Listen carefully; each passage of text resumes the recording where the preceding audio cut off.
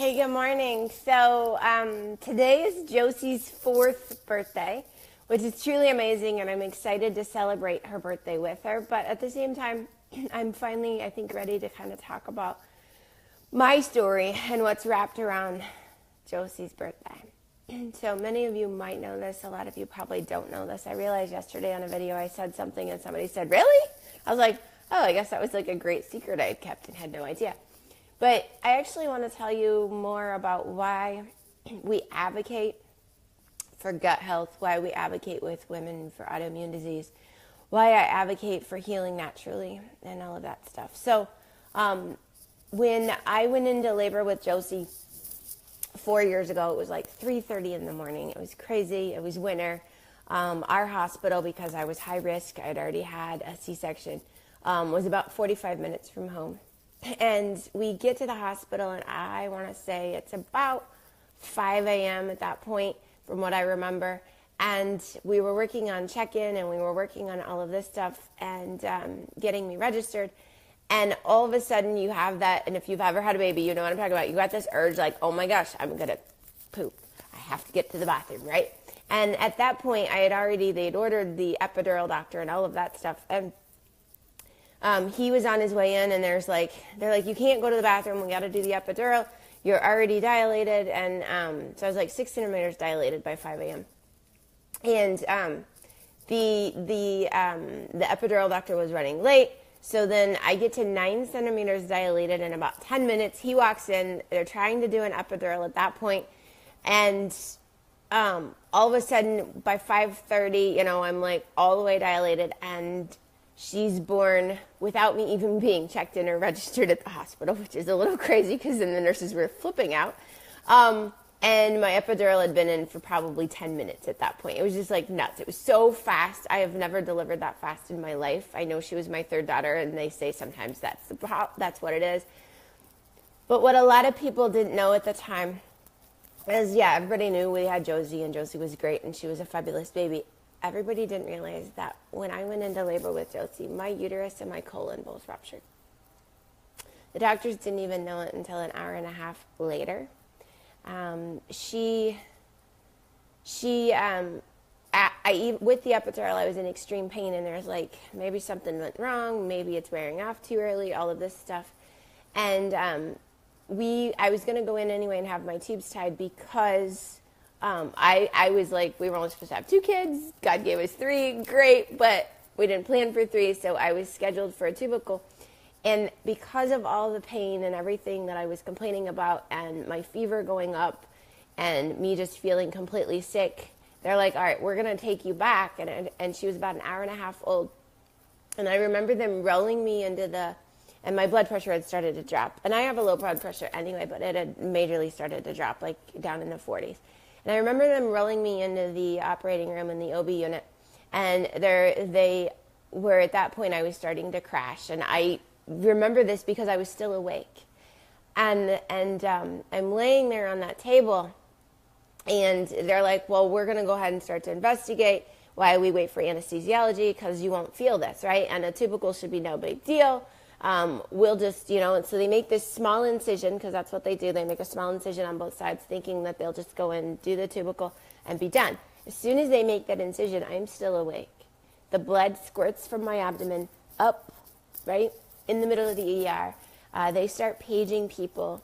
They start saying, hey, we got to get her to sleep. I remember still being awake, them cutting a larger incision on my stomach, and start, like, the doctors at that point are kind of like in emergency state. They're like, everything's ruptured. There's blood everywhere. Get a vacuum. Get this. Get that.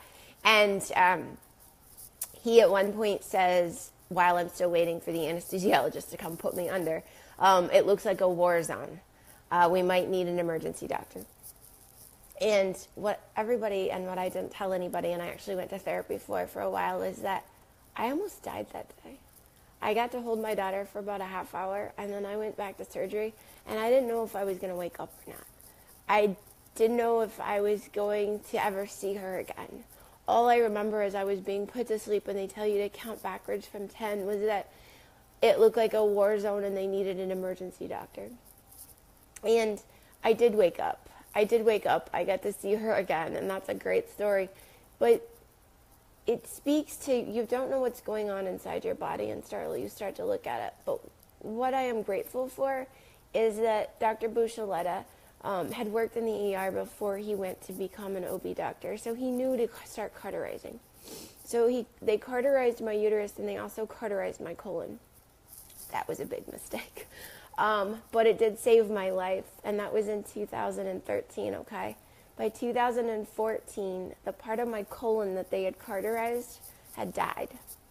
And I don't know, if you've ever had a dead colon, hit the like button. I know you're not going to like having a dead colon, but if you've ever had a dead colon, or a section of your colon that dies, it means that it doesn't do the contracting. The muscle doesn't work anymore. So you end up with constipation, or you end up with diarrhea, or you end up just in extreme pain. And so in October of 2014, she was not even a year old, I went in for a colonoscopy because I knew something was wrong with my colon. I've had colon issues my whole life.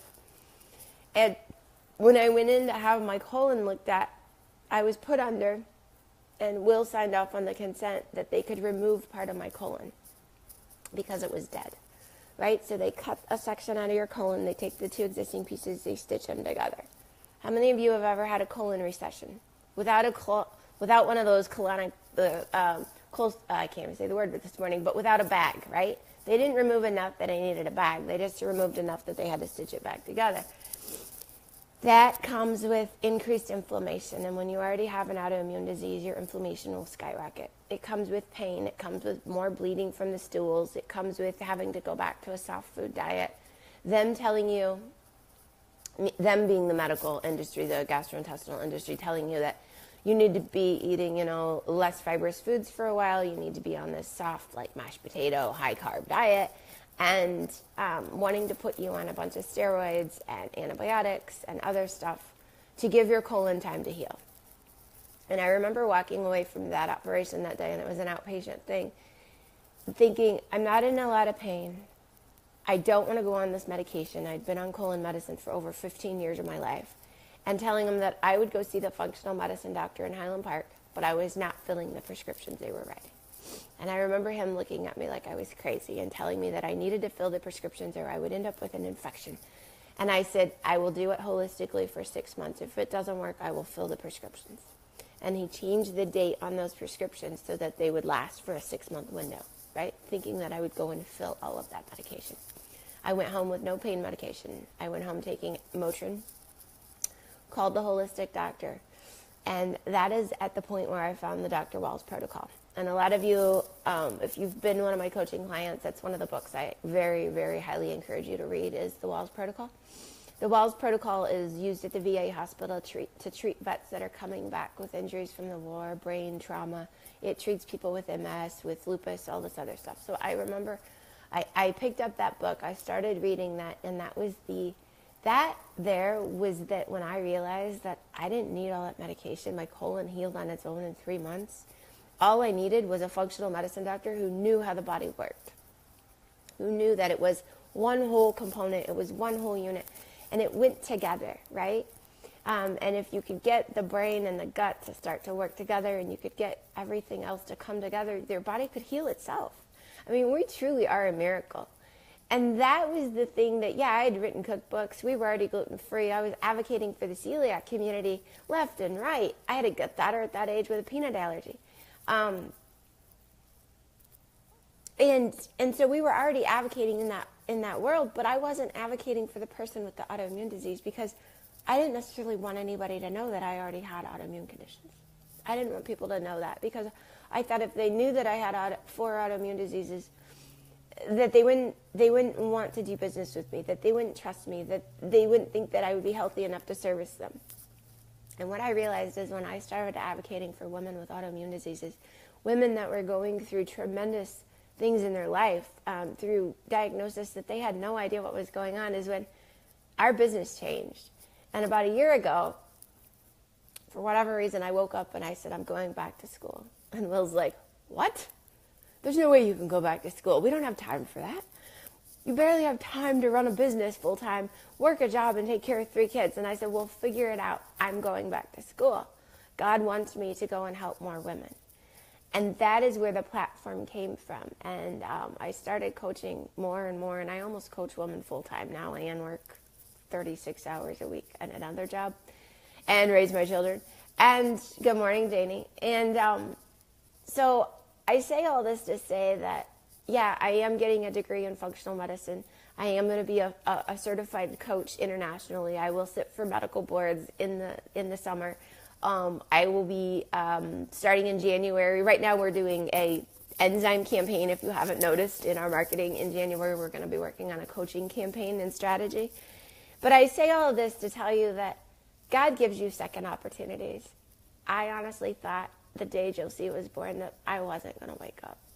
I thought that I was going to bleed out. I thought that I'd never see any of my children again and they'd have to live with their dad the rest of their life.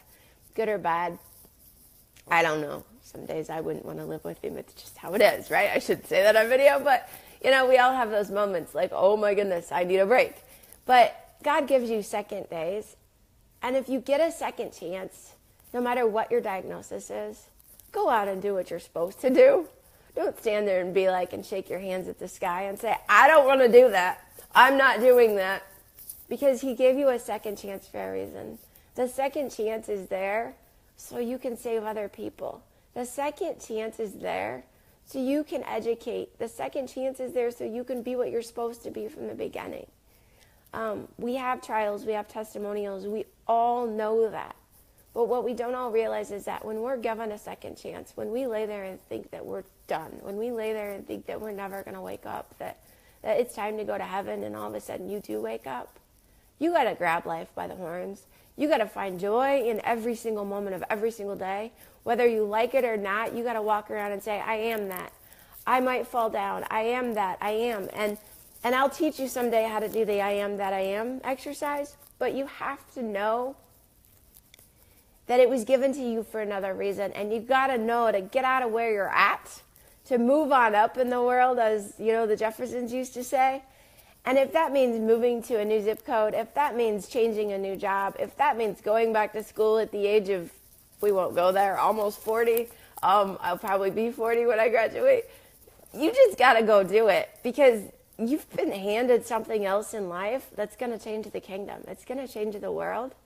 And I want you to know that if you're one of those people, like, and you've got that diagnosis right now, right? You've been told that you've got some crazy disease or some illness, and you thought you were done for, and you're like, nope, I ain't dying. I better get on up out of this bed and figure it out. I will help you. I do that. I help those women. And if you're somebody that says, I've got this second chance, but I don't know what to do with it, I would just honestly say, pray about it. Go out, try some fun stuff. Take an adventure.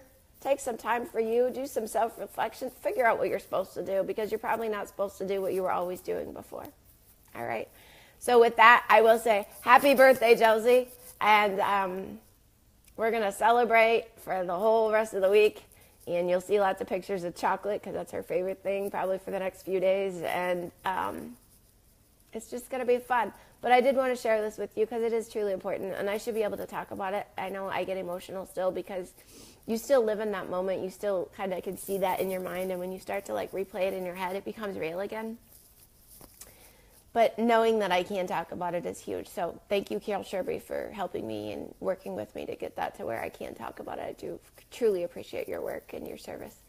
All right. Have a great day. I got to get going. I will talk to you all later. And then we have a holiday program tonight at school, so you might see some pictures of some singing babies later. And Frankie's in Peter Pan as well tonight for the drama. So it'll be a fun evening. Talk to you soon, guys. Thank you for joining me this morning. Have a blessed day.